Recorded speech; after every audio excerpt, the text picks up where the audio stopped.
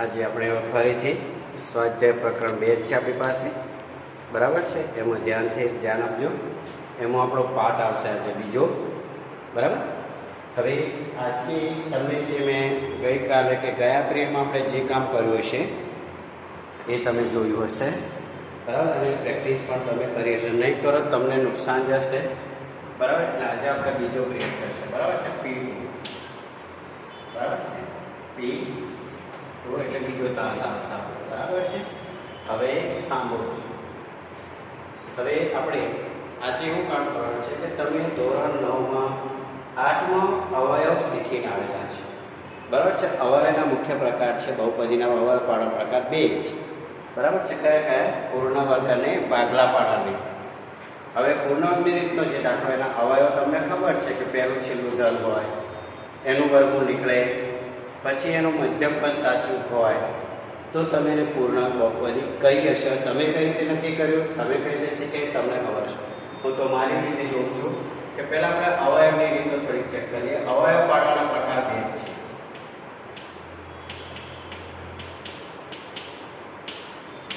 આનું નામ તમે ભણી ગયેલા છો. એક છે પૂર્ણ વર્ગ. શું છે? પૂર્ણ વર્ગ. અને બીજું છે પૂર્ણ વર્ગ તફાવત, એટલે કે ભાગલા પાડવાનું લખીશું. કઈ? ભાગલા પાડવાનું. આ વસ્તુ તમને આવડે છે, ભાગલા પાડવાનું. હવે આની અંદર શું આવશે? 2 પ્રકાર હશે. એક તફાવતની રીત પણ આવશે અને પૂર્ણ ઘનની પણ રીત આવી શકે. કઈ રીત આવશે બેટા? પૂર્ણ ઘન પણ આવે છે. હવે આવું છે ખબર કેવી રીતે પડે? તો કોઈ પણ બહુપદી તમને આપી દીધી હોય, માનો કે હું લખું છું 4x² - 4x + 1. હવે તમે આને કહી શકશો કે પૂર્ણાંક છે કે નથી? તો તમારે પૂર્ણાંક હોય તો પણ આ રીતે ખબર પડશે, પૂર્ણાંક ન હોય ત્યારે પણ આ રીતે ખબર પડી શકે છે. તો આપણે આ વસ્તુને ચકાસણી કરી છે. અવયવ પાડવા આવડી જાય તો આપણે ઘણા બધા કામ થઈ શકે છે. તો એક પૂર્ણાંક ભાગલા પાડવાની રીતમાં પ્રકાર છે 6. કેટલા પ્રકાર છે? 4 પ્રકાર છે, બરાબર. હવે આની અંદર એક આવે છે કે પહેલી રીતે હશે એમાં 3 પદ તો દરેકમાં હશે. પ્રથમ પદ, મધ્યમ પદ અને અંતિમ. આવું દરેક જગ્યાએ હોય જ છે જ્યારે અવયવ પડે. અને પછી તમે 9માં એક શેષ પ્રમેય રીત કે જ્યારે 3 પદથી વધારે પદ આવે ત્યારે તમે શેષ પ્રમેયનો ઉપયોગ કરતા હતા, જો તમને ખ્યાલ હોય.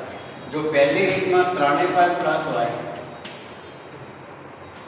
અને પહેલા પદમાં x² ના સહગુણકને અંતિમ પદના અચળ પદ સાથે ગુણી અને અંતિમ પદનું જે ચિહ્ન હોય રાખી એના એવા અવયવ લાવો કે જેથી એ જ અવયવનો ગુણાકાર તમને અંતિમ પદ ચિહ્ન સાથે મળી જાય અને એ જ અવયવનો સરવાળો કે બાદબાકી કરવાથી તમને મધ્યમ પદ ચિહ્ન સાથે.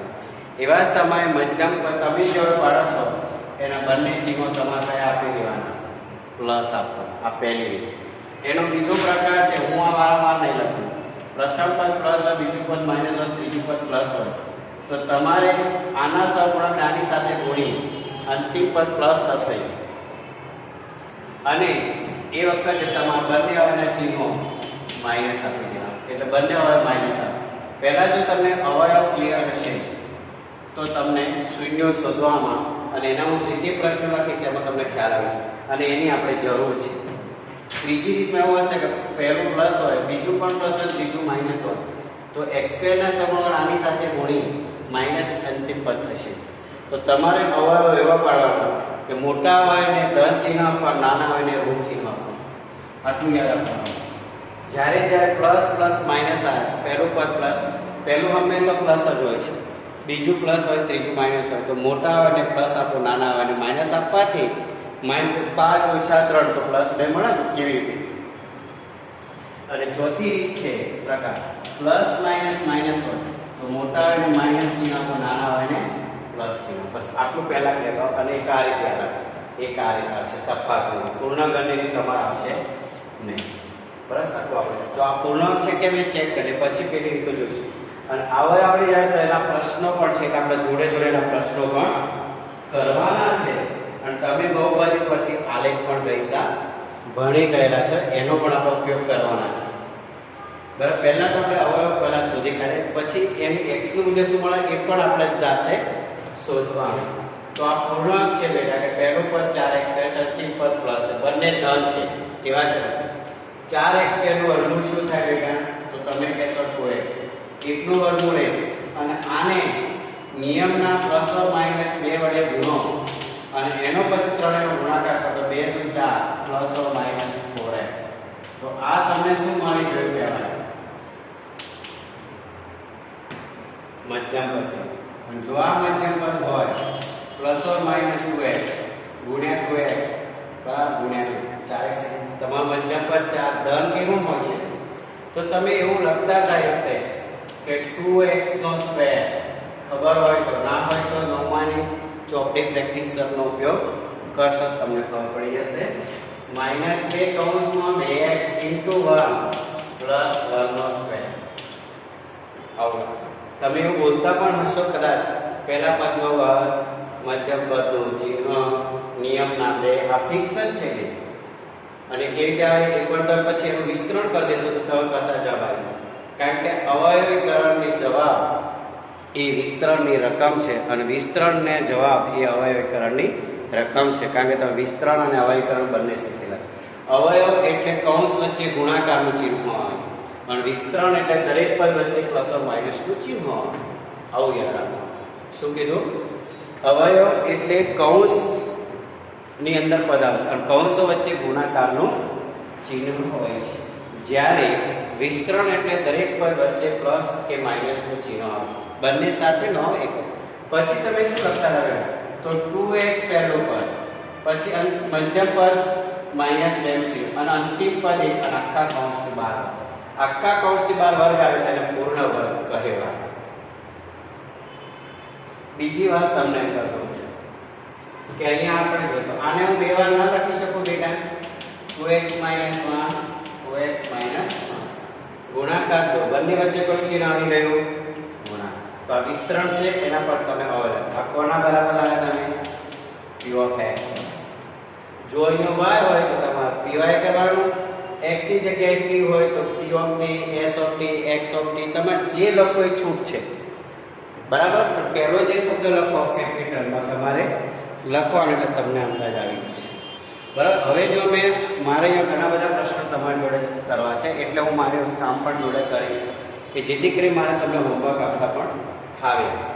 હું જે અહીંયા રીત કરું છું, આ મેં જે એક્ઝામ્પલ કર્યું એ એક્ઝામ્પલ પ્રમાણે એવી રીતો પ્રમાણે તમને 2.2 ની પહેલા બરાબર છે અથવા 2.2 માં તમને જેટલા પણ દાખલા દેખાય ઉદાહરણ સાથે એના તમારે શૂન્યો મેળવવાના. બરાબર છે. અને શૂન્યો મેળવીને આને જોડતા પણ આવી જવું. આલેખની વાત પછી કરીશું. પહેલા શૂન્યો મેળવવા એના પ્રશ્નોની આપણે જરૂર છે. જ્યાં દાખલા છે ત્યાં તમને કહી દઈશું. હવે અહીંયા મારે એક કામ કરવું છે. હવે હું એક કામ કરીશ. p(x) બરાબર શું લઈશ? 0 લઈશ. તો મને શું મળશે જરા? 0 બરાબર 2x - 1 2x - 1. તો મને બંને અવયવ બરાબર 0 મળશે. તો x બરાબર 1 અથવા x 2x - 1 બરાબર 0 એટલે x બરાબર 1. આટલું પહેલા કરી. આટલું દરેકને આવડી જવું જોઈએ. તો અહીંયા x ની કેટલી વેલ્યુ મળી? 2. x બરાબર 1/2, x બરાબર બંને વેલ્યુ કેવી છે? તો કે સરખી વેલ્યુ ક્યારે આવે? આપેલી બહુપદી કેવી હોય? પૂર્ણ વર્ગ. જો આપેલી બહુપદી પૂર્ણ વર્ગ હોય તો x ની વેલ્યુ સરખી હોય અને x ની વેલ્યુ સરખી હશે તો એ આલેખ આને બહુપદી તમે આલેખ 9 માં ભણેલા છો. x અક્ષને એક જ બિંદુ x અક્ષના શૂન્યોની સંખ્યા 2 તમારે લખવું હોય તો x અક્ષના શૂન્ય આપેલી બહુપદીના શૂન્યો એટલે કે ઉકેલની સંખ્યા કેટલી મળી? 2. અને બંને સમાન છે. શૂન્યો કયા છે? તો 1/2 1/2. x અક્ષને કેટલા બિંદુમાં છે? તો કે 1. કયામાં? 1 0. આવા પ્રશ્નો આપણે લખવા છે અને એ પ્રમાણેનું તમને કામ આપીશ. જ્યાં 2.2 માં હોય કે 2.3 માં. આલેખની વાત પછી કરશું પણ પહેલા મારે આની જરૂર છે એટલે હું એ કરીશ કારણ કે આપણે આ વસ્તુ મહત્વની છે. તો અહીંયા કેટલાક પ્રશ્નો લખું છું, તમે ધ્યાન રાખજો. બરાબર.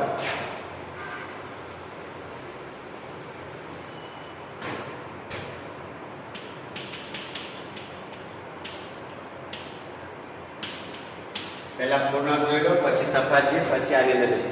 એક એક વસ્તુ તમારે જોતા જવાનું, જે તમને રીતો આવડતી હોય તમને ખબર પડે. ચલો હવે આટલું કર્યા પછી તમારે પ્રશ્નો બનાવવાના. કેવા?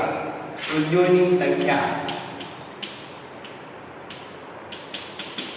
પહેલો પ્રશ્ન, શૂન્યોની સંખ્યા. તો તમે કેટલી લખશો? 2. શૂન્યો કયા કયા? તો તમે શું લખશો? 1/2. આવી ગયો ત્રીજો પ્રશ્ન, x અક્ષને કેટલા બિંદુમાં છેદે?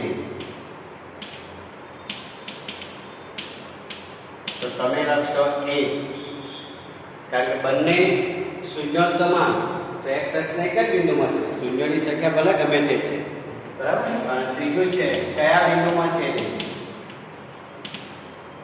આ બધા પ્રશ્નો જે પણ કહું છું એમાં તમારા કેટલા બિંદુમાં છે, તો તમારે લખવાનું 1 0, અરે 1/2 જે તમે x ની વેલ્યુ લાવે એ પહેલી લખવાની, કારણ કે તમને એટલી ખબર છે જ તમને બધાને કે x બિંદુ હંમેશા x એ આમાં y આમાં જ હોય છે. કયામાં હોય છે? x એ આમાં y આમાં જ હોય છે.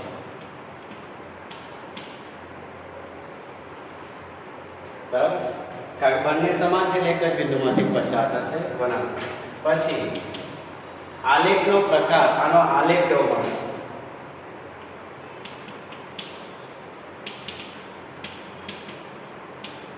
આલેખનો પ્રકાર તો ઉપરની તરફ ખુલ્લો પરવલય મળશે. ઉપરની તરફ ખુલ્લો પરવલય યુ આકારનો આલેખ મળે. કયા પ્રકારનો? યુ આકાર. હું દોરી દઉં છું તમારે. આ ભૂસી પછી દોરીશ. પછી બીજો દાખલો આમાંથી ગમે તે સ્વરૂપમાં દાખલો લખો એ તમારે ધ્યાન રાખવાનું. તમને હવે પડતા આવડતા હશે, તમારું કામ થઈ જશે.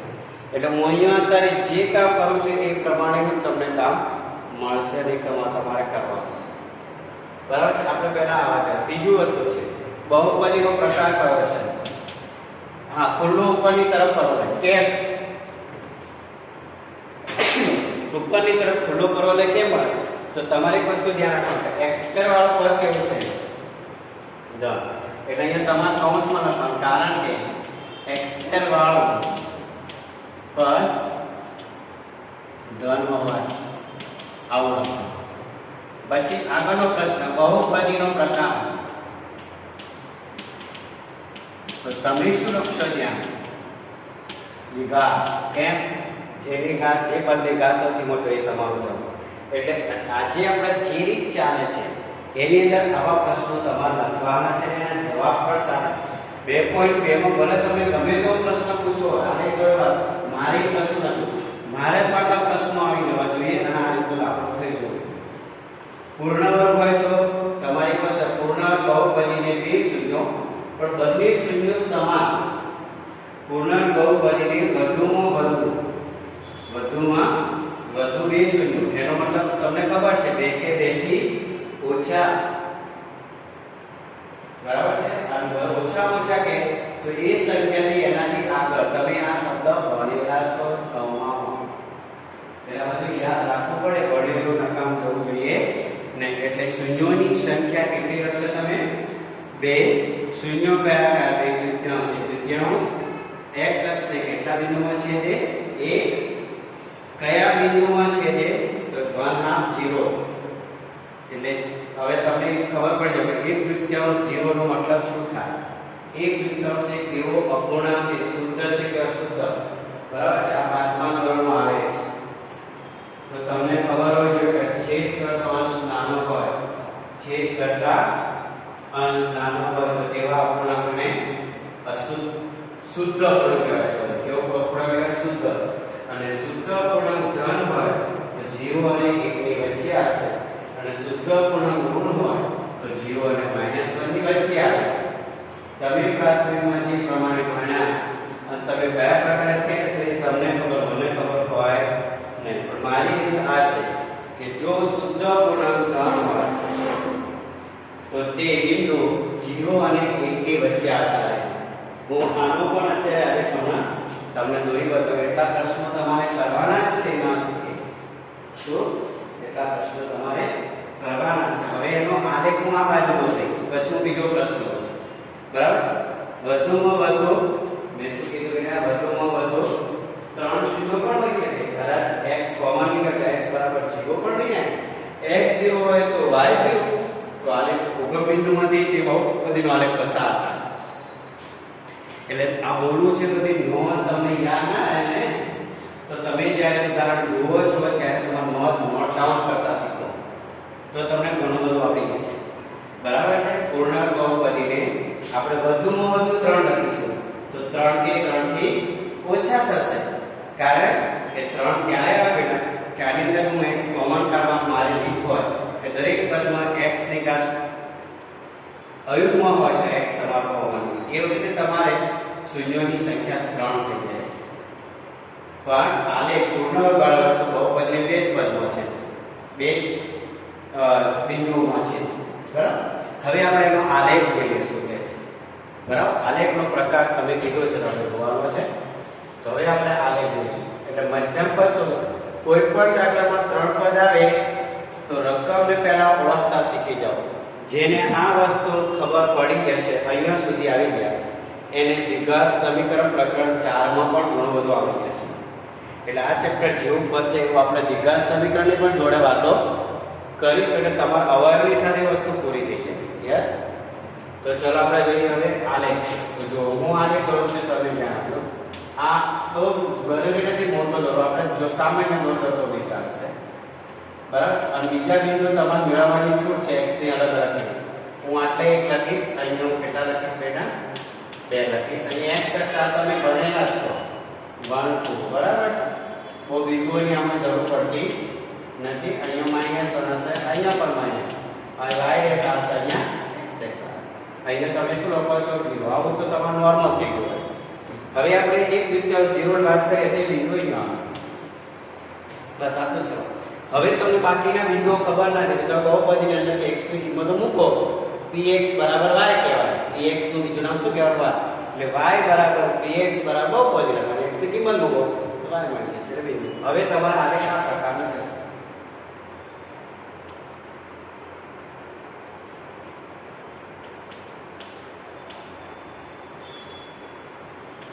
અહીંયા લખી દે y બરાબર y આમાં 0 છે તો x અક્ષ પર y આમ 0. અહીંયા લખી દો લખી દો ના બીજા બિંદુઓ મેળવી તમે કરશો. બસ આ ગ્રાફ થઈ ગયો. બીજું કે આમાં ઉપરનો કેમ નથી હાથથી દોરવાનું છે તમારી વાત.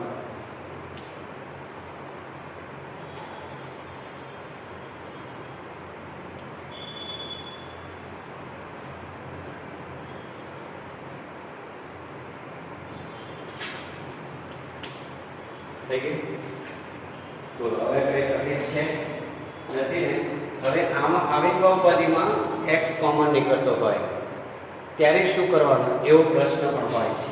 તો આપણે એવો પણ દાખલો જોઈએ. હવે આપણે પગલા પાડવાનો એક દાખલો જોઈએ કે જેની અંદર તમને ખબર પડી જવી જોઈશે.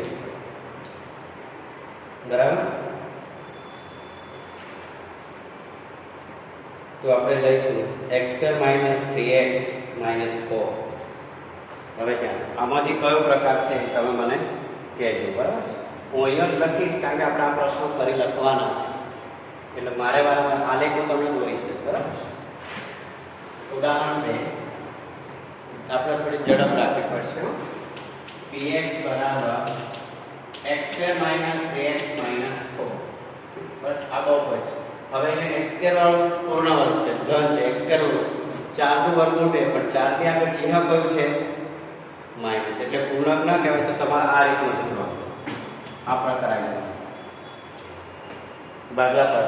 બસ આવી રીતે જોતા શીખી જાશો ને તો માનો. હવે x² નો સગુણક 1 છે તો તમે 9મા ની અંદર અને 8મા ની અંદર ભણેલા છો. 1 ચોક 4 કેટલા કેવા 4 માં સમાય? હવે -4 ના બે આવડ પડે છે. 4 એકા 4 પહેલા તમારે આવું કરી દે. 4 એકા 4 અને 2 ગુણ્યા એટલે પડશે. હવે નિયમ આપણો શું છે કે મધ્યમ પદ ઋણ હોય અંતિમ પદ ઋણ તો મોટા હોય એટલે માઈનસ ચિહ્ન આપવું. તો આ 4 ઋણ થઈ. આ તો બંને સમાન છે એટલે આનું કશું થશે આ તમારું. તો -4x + 1x બરાબર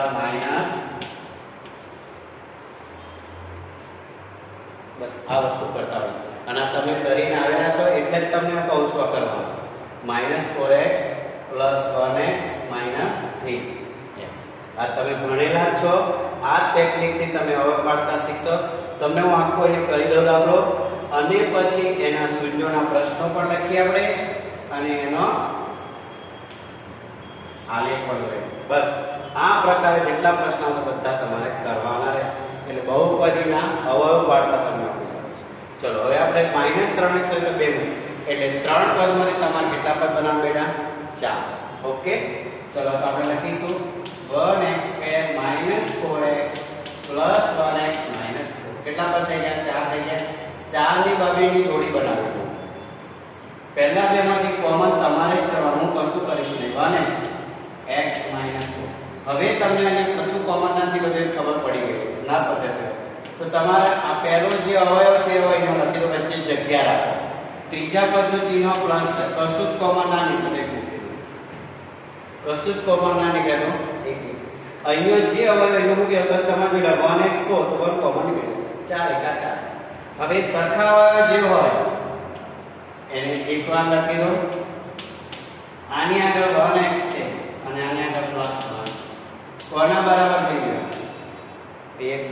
હવે px બરાબર શું લેવાનું? હવે આપણો પ્રશ્ન p of x બરાબર 0 લેતા x બંને અવયવ બરાબર તમારે પહેલા 0 લઈ લેવાનું. એટલે x ની બે વેલ્યુ તમારી પાસે થઈ જશે. અહીંયા x બરાબર 4, અહીંયા x બરાબર, જો મધ્યમ પદ ઋણ હોય અંતિમ પદ પણ ઋણ હોય તો એક શૂન્ય મોટું શૂન્ય ધન આવશે, નાનું શૂન્ય ઋણ આવશે. બરાબર. હવે સાંભળો, શૂન્યોની સંખ્યા કેટલી? શૂન્યો કયા કયા છે? તો તમે અહીંયા જોઈ કહેવાનું x ની જે વેલ્યુ આવે એને શૂન્ય કહેવાય. 4 - 1. x અક્ષને કેટલા બિંદુમાં છેદ થાય? તો કે 2. કયા બિંદુમાં છેદ? તો 4 0 અને બીજું બિંદુ કયું આવશે? -1 0. આલેખનો પ્રકાર એનો જવાબ નીચે છે. ઉપર લખો કારણ કે x વાળો પદ. બહુપદીનો પ્રકાર પ્રતિઘાત. જો x² વાળો પદ ઋણ હોય તો પરવલય નીચેની તરફ ખુલ્લો મળશે. બોલો, આટલા પ્રશ્નો તમારે કરવાના. થઈ શકે કે ના થઈ શકે? બરાબર. બસ આટલું જ કરવાનું. તમે અવયવ પાડો છો, અવયવ પાડ્યા પછી p of x 0 લઈ અને આટલા પ્રશ્નો બનાવવાના. આલેખ દોરતા તમને થઈ જશે. એક દ્વિઘાત અથવા બહુપદીનો પ્રકાર છે તમારી પાસે. કયો છે? દ્વિઘાત. હવે એનું આપણે શું દઈશું? આલેખ. તો જો હું આલેખ આટલામાં દોરું. બિંદુઓ જોયો તમે 4 0 એટલે x અક્ષ ઉપર આપણે બધા બિંદુ જોઈશું. બરાબર. આ બાજુ એક જ લઉં છું. અહીં 1 2 3 અને 4. અહીંયા 0, y ડેશ x ડેશ. હવે બિંદુ મૂકી દો 4 0 -1. હવે તમારે બીજું જોજો, x 0 તો y શું મળશે? x 0 કરો તો y -4. આ એક બિંદુ મેળવી દો. બરાબર છે. હવે હું એ માર બતાવવાની કેમ કે તમારે નીચે કોને છે એ બતાવવાનું છે. હવે આપણે લખીએ x બરાબર 0 લે. આ વધારાના બિંદુ એટલા માટે તમારે નીચે ક્યાં છે એ આપણે બતાવવું પડશે. તો p of 0 બરાબર 0 નો સ્ક્વેર -3 0 -4 0 -0 -4. p of 0 બરાબર -4. તો આ કયું બિંદુ મળ્યું કહેવાય તમને? કયું યાદ મળ્યું? એટલે ત્રીજું બિંદુ તમારું કયું થઈ ગયું જોઈએ તો ત્રીજું બિંદુ થશે તમારું 0 -4. એ બિંદુ અહીં આવશે. -1 -2 -3 અને -4. આ -2 આ -3. હવે અહીંયા તમે લખી દો 0 -2. એટલે હવે તમારા ગ્રાફ આમ થયો. અહીંથી આમ આવી, આમ જઈ, અહીંથી આમ.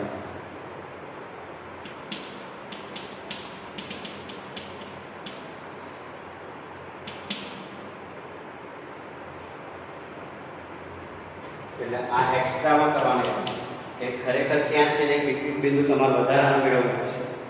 પહેલા શૂન્ય મેળવવું છે. થઈ ગયો? જોયું? y ને 0 - 4 છે. તો આવા જે દાખલા છે એ 2.1 નો ત્રીજો દાખલો છે.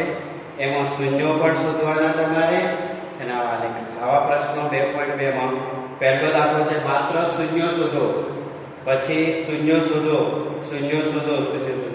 આવા જે 3-4 દાખલા છે 1 થી 4 પહેલામાં 4 છે જૂની પીઢીમાં અને ચોપડી ઉદાહરણમાં 0 હોય તે પણ તમારે કરવા. આવા 2.3 માં પણ દાખલા છે શૂન્યો શોધો. મારી એક જ રિક્વેસ્ટ છે તમારી પાસે કે 2.2 અને 2.1 અને 2.3 માં તમને જ્યાં જ્યાં ચિત્રાકારમાં અવયવ માંગ્યો હોય એટલા અવયવ ન શોધતા રહો. અવયવ શોધો એટલે તમારી ગાડીને પૂરી થઈ ગઈ. ખાલી અવયવ કે તો અહીંયા કરી દેવાનો, શૂન્યો કે તો આ px 0 ને કરો, આલેખ દોરો અને આમાંથી ગમે તેવો પ્રશ્ન પરીક્ષામાં પૂછાય છે. એટલા માટે તમારી સામે પ્રશ્નો આપણે કર્યા છે. મારી વાત સમજાય છે? અહીંયા જે પ્રશ્નો છે ને એ તમને પૂછે છે દરેક વખત કે આનો પ્રશ્ન શું હોય, આ શું હોય, એટલા માટે આપણે આ કરશું. એટલે આ પ્રશ્નો થઈ ગયા તમારી પાસે, આલેખ પણ થઈ ગયો. પરીક્ષામાં આલેખ આવે તો તમારે જવાબ એમાં છેલ્લે દોરેલો હશે અને આલેખ ન આવે તો તમને આમાંથી કેમ વધારાનું મેં કર્યું પણ કહ્યું. તમને શૂન્યો કહે તો તમારા પહેલો બહુપદી ના આવે કે આટલું પતી ગયું. બરાબર છે? બહુપદી ના આવે કે આટલા સુધી પૂર્ણ કરવું. પછી શૂન્યોની સંખ્યા કેટલી, આમાંથી કોઈ પણ પ્રશ્ન એક માર્ક પૂછ્યા છે એટલા માટે આપણે બધા પ્રશ્નો કર્યા છે. એટલે તમારે 1 માર્કની પણ તૈયારી સાથે થાય અને આવી રીતે જવાબ પાડતા શીખવાના અને આલેખ કેતો દોરવાનો અને એમાં x બહુપદીમાં x 0 લેવાનું એટલે y ને કયા બિંદુમાં છે તે શોધવું પડશે. કારણ કે નીચે તમે ગમે ત્યાંથી વળી જાવ ના ચાલે, તો 0 - 4 માં છે y x 0 તો y ની વેલ્યુ તમને મળી જશે. એ રીતે તમારે એટલે 2.1 2 અને 3 માં જ્યાં જ્યાં અવયવ માંગેલા છે, જ્યાં જ્યાં તમને ત્યાં આગળ તમારા અવયવ ખરા શૂન્યો શોધો. p of x 0 લઈને શૂન્યોની સંખ્યા આટલા બધા પ્રશ્નોના જવાબ મૂકો બોર્ડ પર છે પ્રમાણે અને અવયવ કઈ રીતે પડે પણ જુઓ. આગલા પાડવાનું છે કે પૂર્ણ આ બે રીતનું જ એટલે તમારે ધ્યાન રાખવાનું છે. બરાબર છે? દ્વિઘાત બહુપદીની જગ્યાએ ત્રિઘાત બહુપદી એટલે તો વધુ 3 શૂન્ય આવશે. વધુ 3 નો શું થાય? 3 થી ઓછા. કારણ કે એ સમયે બહુપદીના અવયવ ના પડતા હોય તો x 0 y 0 એટલો જ આવશે. એટલે આવા દાખલા જ્યાં જ્યાં 2.1 2 3 હોય તો અવયવ શૂન્યો આલેખ બધા જ પ્રકારનું કામ તમારે કરવાનું છે. બરાબર?